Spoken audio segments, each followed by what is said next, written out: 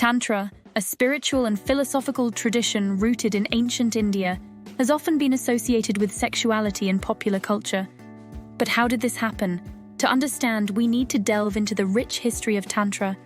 Originally, Tantra was a complex system of rituals, meditation, and practices designed to expand one's consciousness and unite with the divine. It emerged around the 5th century CE and was deeply influenced by Hinduism and later Buddhism. Tantra, originally a Sanskrit word, translates to woven together or expansion. It is a complex and multifaceted spiritual path that encompasses various practices designed to expand consciousness, connect with the divine, and achieve enlightenment. While Tantra encompasses a wide range of rituals, yoga, and meditation techniques, it also involves a deep exploration of human experience, including sexuality. However, as Tantra spread, especially during the medieval period, it encountered numerous influences and interpretations. It mingled with local beliefs, various sects and mystical practices, which included rituals and ceremonies.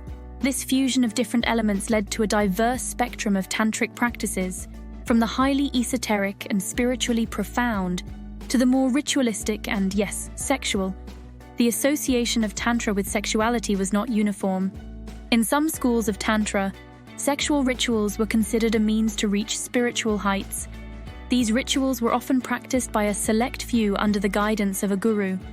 The sexual act was viewed as a metaphor for the cosmic union of male and female energies, symbolizing the union of Shiva and Shakti, the divine masculine and feminine.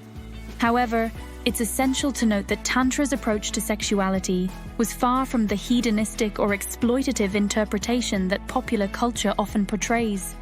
Instead, it aimed to transcend worldly desires and achieve higher states of consciousness. These practices were part of a broader spiritual journey, not mere sexual indulgence. Unfortunately, during the British colonial period and later, when India was exposed to Western influences and prejudices, Tantra's reputation suffered.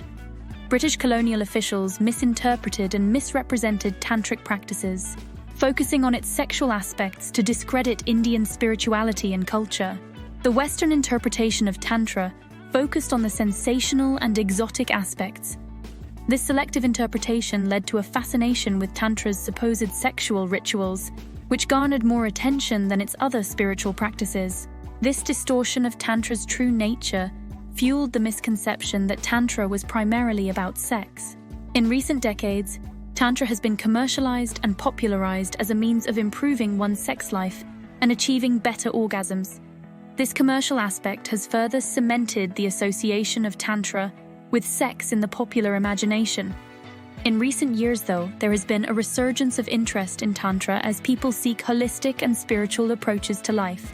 Many are now exploring the genuine teachings of Tantra, striving to separate the spiritual and philosophical aspects from the sensationalized and misunderstood sexual associations. It's essential to clarify that the sexual aspect of Tantra is just a tiny fraction of this intricate spiritual tradition. Authentic Tantra includes a wide range of practices, from meditation and yoga to rituals that aim at spiritual awakening and self-realization. Misunderstanding Tantra as primarily sexual not only misrepresents this ancient tradition, but also overlooks its profound spiritual depth. To truly appreciate Tantra, one must look beyond sensationalized aspects and explore its rich and diverse practices that aim at achieving spiritual enlightenment rather than just sexual pleasure.